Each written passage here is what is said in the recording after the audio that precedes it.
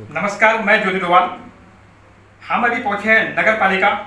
हमारे नवनिर्वाचित यहाँ पर जो अध्यक्ष हैं भाई मोहन सिंह रावत जी, उनसे हम जानेंगे कि उन्होंने अपने अभी 3-4 महीने के कार्यकाल में क्या क्या उनकी उपलब्धि रही है, क्योंकि कार्यकाल अभी बहुत छोटा है इनका। इस कार्यकाल में इनकी जो उपलब्धि सबसे बड़ी जो सफाई की है, हम इनसे जानेंगे और इसके अलावा इनके क्या क्या विजन है, इसके बारे में हम इनसे बात करेंगे। आपका बहुत बहुत स्वागत है हमारे चैनल पर। धन्यवाद भाई।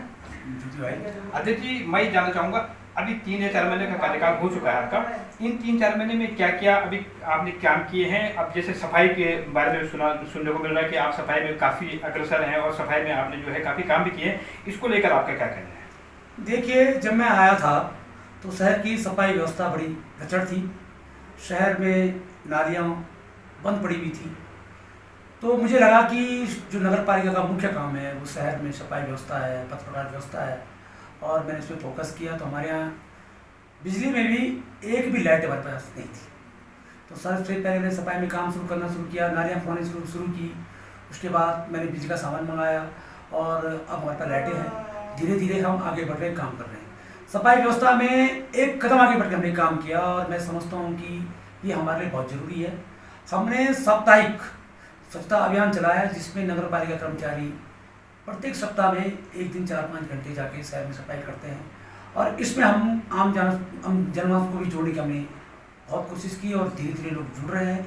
मैं प्रत्येक आम जनमानस से एक निवेदन करना चाहता हूँ, आग्रह करना चाहता हूँ कि सप्ताह में एक दिन सिर्फ 2 घंटे अपने आस पड़ोस, अपने संस्थान के आस पड़ोस सहभागिता निभाएं, सफाई करें, जिससे हमारा शहर स्वच्छ रह सके, सुंदर रह सके। और मैं आप सबको विश्वास दिलाता हूँ कि ये सफाई का जो कार्यक्रम है, ये सबकी सहभागिता से ही संपूर्ण हो पाएगा, पूर्ण हो पाएगा और शहर स्वच्छ बनेगा, सुंदर बनेगा। इसके अलावा हमने पहली बार ऐसा किया कि प्रत्येक वार्ड मेंबर को एक सफाई कर्मी अलग से दिया कि जो उनके नेतृत्व में उनके वार्डों में काम कर सके, जिसके हमको बहुत पॉजिटिव परिणाम आ रहे हैं।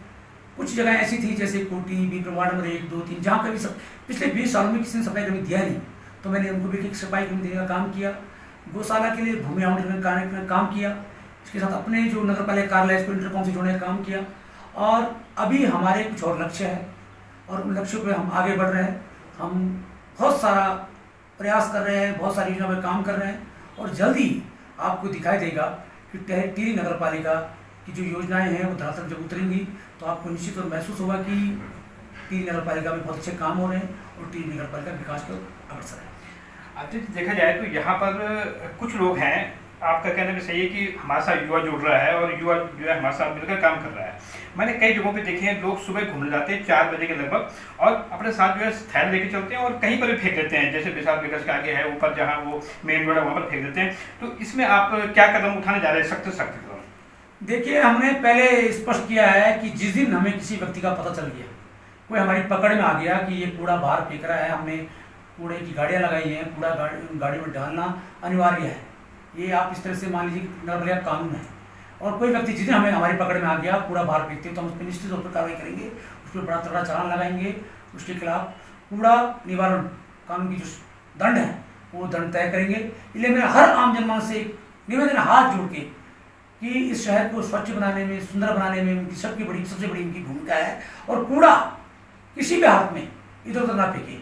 कूड़े के लिए गाड़ियाँ आती हैं, कोई दिक्कत है, कोई समस्या है, हमें बताएं, हमसे संपर्क करें। लेकिन कूड़ा जो है कूड़े की गाड़ियों में डालें, जिससे हम कूड़े का सही से निस्तारण कर सकें। इसके साथ साथ कूड़े का जो यूजर चार्ज है वो भी अवश्य प्रदान करें, क्योंकि उनके यूजर चार्ज से ही हम इस शहर में कुछ अच्छा कर सकते हैं और शहर को स्वच्छ और सुंदर बना सकते हैं।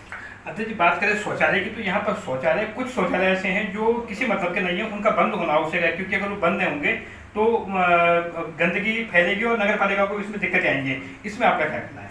देखिए, जब मैं नगर पालिका अध्यक्ष बना और मैंने सब जगह भ्रमण किया, सब जगह चीज़ों को समझा और जाना, तो मुझे लगा कि जो नैटिनी में जो शौचालय बने हैं वो कोई तरीके से नहीं बने। उनको पता नहीं कैसे बना दिया गया, जगह जगह पे खड़े कर दिए गए, जो शौचालय जगह भी नहीं थी वहाँ शौचालय बना दिए गए। और इस शहर में कम से कम 25-26 शौचालय हैं जो इस तरह से बनाए गए हैं और उन शौचालयों को मेंटेन करना आसान नहीं है नगर पालिका की वित्तीय उसके अनुसार। तो अभी क्योंकि मैं नया आया हूँ, मैं कुछ नया सोच रहा हूँ, जब मैं पब्लिक के बीच में कुछ नया कर जाऊँगा तो तो उस बारे में भी जो शौचालय अच्छे नहीं है उनको बंद करना है, नहीं करना है, उस पर किस तरह से कार्य करना है, इस पर हम आगे कार्रवाई करेंगे। और क्योंकि अभी मुझे चंद समय हुआ, मैं आके पहले, क्योंकि देखिए इससे बड़ा कुछ दुर्भाग्य नहीं हो सकता, इस शहर को बने हुए 25 साल हो गए और शहर में आज एक भी हाईटेक शौचालय हमारे बीच में नहीं है। तो आप समझ सकते हैं, जबकि ये मुख्यालय है, तो अब तक तो कम से कम यहाँ 4 या 5 हाईटेक शौचालय बन जाने चाहिए थे, जो आम जनमानस को, पर्यटकों को फायदा देते। लेकिन इनका ना होना कहीं ना कहीं प्रश्नीय सवाल, चिंतनीय सवाल खड़ा करता है। तो निश्चित तौर पर आप विश्वास रखिए, इस क्षेत्र में अच्छा काम करेंगे, थोड़ा हमें समय की जरूरत है। अध्यक्ष जी, अगर बात की जाए आंतरिक रोडों की, आंतरिक रोडें काफ़ी हद तक आपके पास हैं, तो क्योंकि आंतरिक रोडों की हालत बहुत दयनीय है और जो कॉन्वेंट स्कूल को जाने वाली रोड है वो उसकी हालत कुछ ज़्यादा ही दयनीय है, क्योंकि वहाँ पर अक्सर देखा जाता है कि स्कूल के बच्चे जो है कोई स्कूटी में जाता है, कोई गाड़ी में जाता है। खुदा न खास्ता कोई अगर किसी के साथ कोई वो दुर्घटना हो जाती है तो इसमें जो है काफ़ी दिक्कतों का सामना जो है नगर पालिका को ही करना पड़ेगा। तो इसमें आपने अभी तक क्या रणनीति बनाई है? देखिए, जो हमारी 12वीं अनुसूची है उसमें 18 विषय निकाय को देने की बात कही गई है, लेकिन वर्तमान में 6 विषय नगर पालिका के पास है, तो एक विषय पे काम चल रहा है और बाकी जो सड़क, बिजली, पेयजल, ये सब इनके अपने अपने विभाग हैं, ये दूसरे विभागों के पास है। तो जब मैं इस नगर पालिका में आया तो ये मेरे लिए बड़ा एक अचंभा था कि जो 3 नगर पालिका की सड़कें हैं, ये सड़कें पीडब्ल्यूडी के पास होनी चाहिए, क्योंकि पीडब्ल्यूडी के पास टेक्निकल स्टाफ होता है, हम पे टेक्निकल स्टाफ भी नहीं है और इसकी बड़ी बड़ी डीपीआर बनती है। अब ये सड़कें बहुत बुरी स्थिति में है और इसकी 10 करोड़ की डीपीआर हमने पीडब्ल्यूडी के माध्यम से शासन को भिजवाई है।